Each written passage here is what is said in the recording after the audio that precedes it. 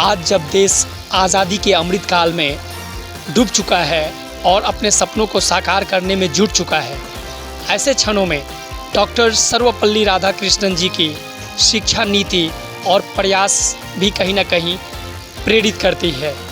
ऐसे क्षणों में नमस्कार, मैं पंकज, आप सबका स्वागत है द ग्लोबली न्यूज़ अपडेट्स में। प्रधानमंत्री श्री नरेंद्र मोदी जी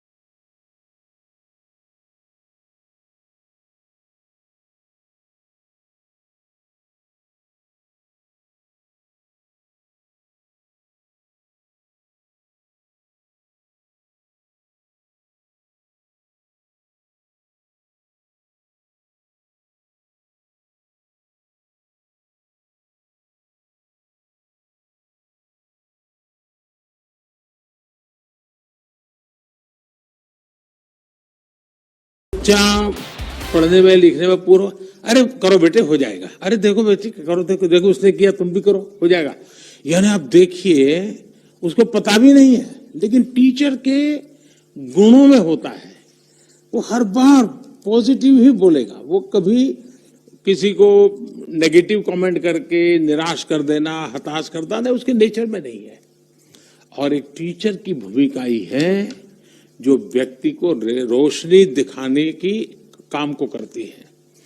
वो सपने बोती है। टीचर जो है ना, वो हर बच्चे के अंदर सपने बोता है और उसको संकल्प में परिवर्तित करने की ट्रेनिंग देता है कि देख ये सपना पूरा हो सकता है, तुम एक बार संकल्प लो, लग जाओ। आपने देखा होगा कि वो बच्चा सपनों को संकल्प में परिवर्तित कर देता है और टीचर ने जो रास्ता दिखाया है उसे वो सिद्ध कर करके रहता है। यानी सपने से सिद्धि तक की इस पूरी यात्रा उसी प्रकाश पुंज के तहत होती है जो किसी टीचर ने उसकी जिंदगी में सपना बोया था, दिया जलाया था, जो उसको कितनी ही चुनौतियों अंधेरों के बीच में भी रास्ता दिखाता है। और अब देश भी आज नए सपने, नए संकल्प लेकर के एक ऐसे मोड़ पर खड़ा है कि आज जो पीढ़ी है जो विद्यार्थी अवस्था में है, 2047 में हिंदुस्तान कैसा बनेगा ये उन्हीं पर होने वाला है और उनका जीवन आपके हाथ में है। इसका मतलब हुआ कि 2047 को देश गढ़ने का काम आज जो वर्तमान में टीचर हैं, जो आने वाले 10 साल 20 साल सेवाएं देने वाले हैं, उनके हाथ में 2047 का भविष्य तय होने वाला है। और इसलिए आप एक स्कूल में नौकरी करते ऐसा नहीं है, आप एक क्लासरूम में बच्चों को पढ़ाते ऐसा नहीं है, आप एक सिलेबस को अटेंड करते ऐसा नहीं है, आप उसके साथ जुड़ करके उसकी जिंदगी बनाने का काम और उसकी जिंदगी के माध्यम से देश बनाने का सपना लेकर के चलते हैं। जो टीचर का सपना खुद का ही छोटा होता है, उसके दिमाग में 10 से 5 का ही भरा रहता है, आज 4 पीरियड लेने हैं वही रहता है, तो वो उसके लिए वो भले तनख्वाह आ जाता है, 1 तारीख का वो इंतजार करता है, लेकिन उसको आनंद नहीं आता है, उसको वो चीजें बोझ लगती है। लेकिन जब उसके सपनों से जुड़ जाता है, तब ये कोई चीज उसको बोझ नहीं लगती है। उसको लगता है कि अरे मेरे इस काम से तो मैं देश का इतना बड़ा कंट्रीब्यूशन करूं।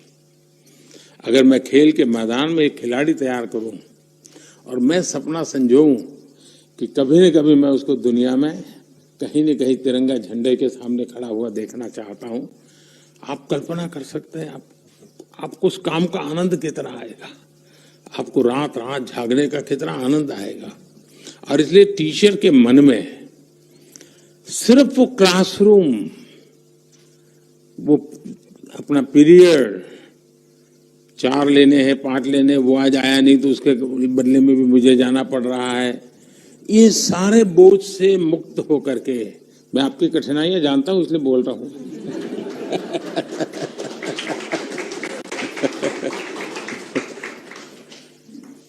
तो उससे बोझ से मुक्त होकर के अगर हम इन बच्चों के साथ उनकी जिंदगी के साथ जुड़ जाते हैं। दूसरा, अल्टीमेटली हमें बच्चे को पढ़ाना तो है ही है, ज्ञान तो देना है, लेकिन हमें उसका जीवन बनाना है। देखिए, आइसोलेशन में और साइलोज में जीवन नहीं बनते हैं। क्लासरूम में वो एक देख लें, स्कूल परिसर में कुछ और देखें, घर परिवेश में कुछ और देखें, तो बच्चा कॉन्फ्लिक्ट और कॉन्ट्रडिक्शन में फंस जाता है। उसको लगता है माँ तो ये कह रही थी, टीचर तो ये कह रहे थे, और क्लास में बाकी जो लोग थे वो तो ऐसा बोल रहे थे। उस बच्चे को दुविधा की जिंदगी से बाहर निकालना है हमारा काम है। लेकिन उसका कोई इंजेक्शन नहीं होता है कि चलो आज ये इंजेक्शन ले लो तुम दुविधा से बाहर, टीका लगा दो दुविधा से बाहर, ऐसा तो नहीं है। और इसके लिए टीचर के लिए बहुत जरूरी है कोई इंटीग्रेटेड अप्रोच हो उसका। कितने टीचर हैं जो स्टूडेंट्स के परिवार को जानते हैं, कभी परिवार को मिले हैं, कभी उनसे पूछा कि भाई घर आके क्या करता है, कैसा करता है, आपको क्या लगता है, और कभी ये बताया कि देखिए भाई मेरे क्लास में आपका बच्चा आता है, इसमें ये बहुत बढ़िया ताकत है जी, आप थोड़ा इसको घर में भी जरा देखिए, बहुत आगे निकल जाएगा। मैं तो हुई हूं, टीचर के नाते मैं कोई कमी नहीं रखूं, लेकिन आप थोड़ी मेरी मदद कीजिए। तो उन घर के लोगों के अंदर भी एक सपना बो करके आप आ जाते हैं और वो आपके सहयात्री बन जाते हैं। फिर घर भी अपने आप में एक पाठशाला संस्कार की बन जाती है। जो सपने आप क्लासरूम में बोते हैं, वो सपने उस घर के अंदर फुलवाड़ी बन करके पुलकित होने की शुरुआत कर देते हैं। और इसलिए क्या हमारी कोशिश है क्या?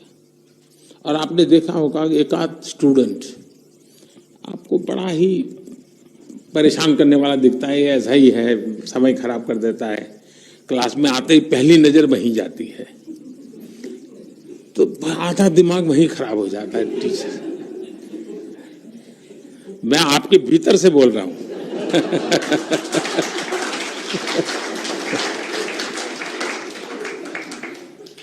और वो भी वैसा होता है कि पहली बेंच पे ही बैठेगा। उसको भी लगता है कि ये टीचर मुझे पसंद नहीं करते हैं, तो पहले सामने आएगा वो। और आपका आधा समय वही खा जाता है। ऐसे में उन बाकी बच्चों को अन्याय हो जाए, कारण क्या है? मेरी पसंद नापसंद। सफल टीचर वो होता है जिसकी बच्चों के संबंध में, स्टूडेंट्स के संबंध में न कोई पसंद होती है न कोई नापसंद होती है। उसके लिए वो सब के सब बराबर होते हैं। मैंने ऐसे टीचर देखे हैं कि जिनका अपना संतान भी उसी क्लासरूम में है, लेकिन वे टीचर क्लासरूम में खुद के संतान को भी वही ट्रीटमेंट देते हैं जो सब स्टूडेंट्स को देते हैं। अगर 4 लोगों को पूछना है, उसकी बारी आई तो उसको पूछते हैं, स्पेशली उसको कभी नहीं कहते कि तुम ये बताओ, तुम ये करो, कभी नहीं, क्योंकि उनको मालूम है कि उसको एक अच्छे माँ की जरूरत है, अच्छे पिता की जरूरत है, लेकिन अच्छे टीचर की भी जरूरत है। तो वो भी कोशिश करते हैं कि घर में मैं माँ बाप का रोल पूरा करूंगा, लेकिन क्लास में तो मुझे उसको टीचर स्टूडेंट का ही मेरा नाता रहना चाहिए, वो घर वाला रिश्ता यहाँ आना नहीं चाहिए। ये टीचर का बहुत बड़ा त्याग होता है, तब संभव होता है जी। ये अपने आप को संभाल करके इस प्रकार से काम करना, ये तब संभव होता है। और इसलिए हमारे जो शिक्षा व्यवस्था है, भारत की जो परंपरा रही है, वो किताबों तक सीमित कभी नहीं रही है, कभी नहीं रही है। वो तो एक प्रकार से एक सहारा है, सहारा है हमारे लिए। हम बहुत सी चीजों, और आज टेक्नोलॉजी के कारण ये बहुत संभव हुआ है। और मैं देख रहा हूं कि टेक्नोलॉजी के कारण बहुत बड़ी मात्रा में हमारे गांव के टीचर भी, जो स्वयं टेक्नोलॉजी का उनका पढ़ाई नहीं हुई है, लेकिन करते करते वो सीख गए, और उन्होंने फिर सोचा कि भाई, क्योंकि उसके दिमाग में स्टूडेंट भरा पड़ा है, उसके दिमाग में सिलेबस भरा पड़ा है, तो वो चीजें प्रोडक्ट तैयार करता है जो उस बच्चे के काम आती है। यहां सरकार में बैठे हुए लोगों के दिमाग में क्या रहता है? आंकड़े रहते हैं कि भाई कितने टीचर भर्ती करना बाकी है, कितने स्टूडेंट का ड्रॉप आउट हो गया, बच्चियों का एनरोलमेंट हुआ कि नहीं हुआ, उनके दिमाग में भी रहता है। लेकिन टीचर के दिमाग में उसकी जिंदगी रहती है। बहुत बड़ा फर्क होता है। और इसलिए अगर टीचर इन सारी जिम्मेवारियों को ढंग से उठा लेता है, अब हमारी जो राष्ट्रीय शिक्षा नीति आई है, इसकी इतनी तारीफ हो रही है, इतनी तारीफ हो रही है। क्यों हो रही है? उसमें कुछ कमियां नहीं होगी ऐसा तो मैंने दावा नहीं कर सकता हूं, कोई नहीं दावा कर सकता है। लेकिन जो लोगों के मन में पड़ा था, उनको लगा यार ये कुछ रास्ता दिख रहा है, ये कुछ सही दिशा में जा रहे हैं, चलिए उस रास्ते पर हम चलते हैं। हमें पुरानी आदतें इतनी घर कर गई है कि राष्ट्रीय शिक्षा नीति को एक बार पढ़ने सुनने से बात बनने वाली नहीं है जी। महात्मा गांधी को कभी एक बार किसी ने पूछा था कि भाई आपको कुछ मन में संशय हो, समस्याएं हो तो क्या करते हैं? तो कहा मुझे भागवत गीता से बहुत कुछ मिल जाता है। इसका मतलब वो बार बार उसको पढ़ते हैं, बार बार उसके अर्थ बदलते हैं, बार बार नए अर्थ दिखते हैं, बार बार नया प्रकाशमान पुंज सामने खड़ा हो जाता है। ये राष्ट्रीय शिक्षा नीति भी जब तक शिक्षा जगत के लोग उससे हर समस्या का समाधान उसमें है क्या, 10 बार पढ़े, 12 बार पढ़े, 15 बार पढ़े, सॉल्यूशन इसमें है क्या? उसको उस रूप में हम देखेंगे। एक बार आया है, चलो सर्कुलर आता है, वैसे देख लिया तो नहीं होगा। उसको हमने हमारी रगों में उतारना पड़ेगा, हमारे जहन में उतारना पड़ेगा। अगर ये प्रयास होता है तो मुझे पक्का विश्वास है कि राष्ट्रीय शिक्षा नीति बनाने में हमारे देश के टीचर्स का बहुत बड़ा रोल रहा है। लाखों की तादाद में टीचर्स ने कंट्रीब्यूट किया है इसको बनाने में। पहली बार देश में इतना बड़ा मंथन हुआ है। जिन टीचर्स ने इसे बनाया है, उन टीचर्स का काम है कि उसको सरकारी भाषा वगैरह बच्चों के लिए काम नहीं आती है। आपको माध्यम होना होगा कि सरकारी ये जो डॉक्यूमेंट है वो उनके जीवन का आधार कैसे बने। मुझे उसको ट्रांसलेट करना है, मुझे उसको फुल स्टॉप कॉमा के साथ पकड़ते हुए भी उसको सहज सरल रूप में उसको समझाना है। और मैं मानता हूं कि जैसे कुछ नाट्य प्रयोग होते हैं, कुछ ऐसे राइटिंग होता है, कुछ वक्तृत्व स्पर्धाएं होती हैं, बच्चों को राष्ट्रीय शिक्षा नीति पर चर्चाएं करनी चाहिए, क्योंकि टीचर उनको तैयार करेगा। जब वो बोलेंगे तो एक आध चीज नहीं आपको भी उभर करके आएगी। तो ये एक प्रयास करना चाहिए। आपको मालूम है कि अभी मैंने 15 अगस्त को आजादी के 75 साल का ये मेरा भाषण था, तो उसका एक अपना अलग मेरा मिजाज भी था। तो मैंने 2047 को ध्यान में रख करके बातें की और उसमें मैंने आग्रह किया कि पंच प्राण की चर्चा की। क्या उन पंच प्राण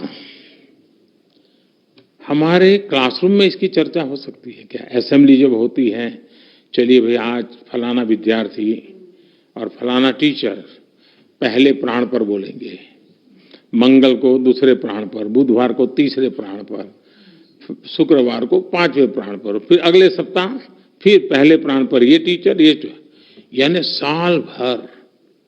उसका अर्थ क्या है, हमें क्या करना है? ये पंच प्राण हमारा भी तो प्राण तत्व होना चाहिए, हर नागरिक का होना चाहिए। इस प्रकार से अगर हम कर सकते हैं तो मैं समझता हूं उसकी सराहना हो रही। सब लोग कह रहे हैं हाँ भाई ये 5 प्राण ऐसे हैं कि हमारे आगे जाने का रास्ता बना देते हैं। तो ये 5 प्राण उन बच्चों तक कैसे पहुंचे, उनके जीवन में कैसे आए, इसको जोड़ने का काम कैसे करेंगे। दूसरा, हिंदुस्तान में अब कोई स्कूल में बच्चा ऐसा नहीं होना चाहिए जिसके दिमाग में 2047 का सपना न हो। उसको कहना चाहिए बताओ भाई तुम 2047 में तुम्हारी उम्र क्या होगी, उसको पूछना चाहिए। हिसाब लगाओ, तुम्हारे पास इतने साल है, तुम बताओ इस साल इतने सालों में तुम तुम्हारे लिए क्या करोगे और देश के लिए क्या करोगे। हिसाब लगाओ 2047 के पहले तुम्हारे पास कितने साल है, कितने महीने हैं, कितने दिन है, कितने घंटे हैं। तुम एक एक घंटे को जोड़ करके बताओ तुम क्या करोगे। तुरंत उसका एक पूरा कैनवास तैयार हो जाएगा कि हाँ आज 1 घंटा चला गया, मेरा 2047 तो पास आ गया। आज 2 घंटे चले गए, मेरा 2047 पास आ गया। मुझे 2047 में ऐसे जाना है, ऐसे करना है। अगर ये भाव हम बच्चों के मन मंदिर में भर देते हैं, एक नई ऊर्जा के साथ, एक नई उमंग के साथ, वो बच्चे लग जाएंगे। और दुनिया में प्रगति उन्हीं की होती है जो बड़े सपने देखते हैं, बड़े संकल्प लेते हैं और दूर की सोच करके जीवन को खपा देने के लिए तैयार होते हैं। हिंदुस्तान में 1947 के पहले एक प्रकार से दांडी यात्रा 1930 और 1942 अंग्रेजों भारत छोड़ो, ये जो 12 साल आप देखिए पूरा हिंदुस्तान उछल पड़ा था। सिवाय आजादी कोई मंत्र नहीं था। जीवन के हर काम में आजादी, स्वतंत्रता, ऐसा एक मिजाज बन गया था। वैसा ही मिजाज, सुराज, राष्ट्र का गौरव, मेरा देश मुझे यहां पर, ये समय है हमें ये पैदा करने का। और मेरा भरोसा हमारे शिक्षक बंधुओं पर ज्यादा है, शिक्षा जगत पर भार ज्यादा है। अगर आप उस प्रयास में जुड़ जाएं, मुझे पक्का विश्वास है हम उन सपनों को पार कर सकते हैं। और आवाज गांव-गांव से उठने वाली है जी। अब देश रुकना नहीं चाहता है। अब देखिए, 2 दिन पहले 250 साल तक जो हम पर राज करके गए थे, 250 साल तक, उनको पीछे छोड़ करके हम दुनिया की इकोनॉमी में आगे निकल गए।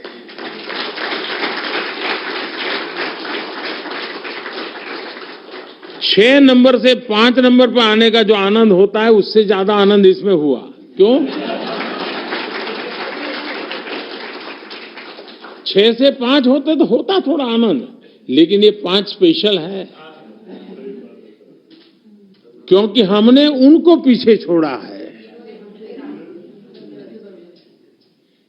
हमारे दिमाग में वो भाव बढ़ा है, वो तिरंगे वाला 15 अगस्त का। 15 अगस्त के तिरंगे का जो आंदोलन था, उसके प्रकाश में ये 5वां नंबर आया है। और इसलिए उसके अंदर वो जिद भर गई है कि देखा, मेरा तिरंगा और फहरा रहा है। ये मिजाज बहुत आवश्यक है। और इसलिए 1930 से 1942 तक का देश का जो मूड था, देश के लिए जीने का, देश के लिए जूझने का, और जरूरत पड़ी तो देश के लिए मरने का, आज वो मिजाज चाहिए। मैं मेरे देश को पीछे नहीं रहने दूंगा। हजारों साल की गुलामी से बाहर निकले हैं, अब मौका है। हम रुकेंगे नहीं, हम चल पड़ेंगे। ये मिजाज पहुंचाने का काम सभी हमारे शिक्षक वर्ग के द्वारा हो तो ताकत अनेक गुना बढ़ जाएगी, अनेक गुना बढ़ जाएगी। मैं फिर एक बार, आप इतना काम कर करके अवार्ड प्राप्त किए हैं, लेकिन अवार्ड प्राप्त किया इसलिए मैं ज्यादा काम दे रहा हूं। जो काम करता है उसी को काम देने का मन करता है, जो नहीं करता है उसको कौन देता है। और शिक्षक का मेरा भरोसा रहा है कि वो जिम्मा लेता है तो पूरा करता है। तो इसलिए मैं आप लोगों को कहता हूं, मेरी तरफ से बहुत बहुत शुभकामनाएं, बहुत बहुत धन्यवाद। नमस्कार, मैं पंकज, आप सबका स्वागत था द ग्लोबली न्यूज़ अपडेट्स में। जुड़े रहिए हमारे साथ। ऐसे ही अपडेट्स के साथ में हम पुनः आपके साथ मिलेंगे और हमारे टीम को अनुग्रहित करके आशीर्वाद दीजिए। हमारा ये चैनल फेसबुक, ट्विटर और यूट्यूब पे है। धन्यवाद।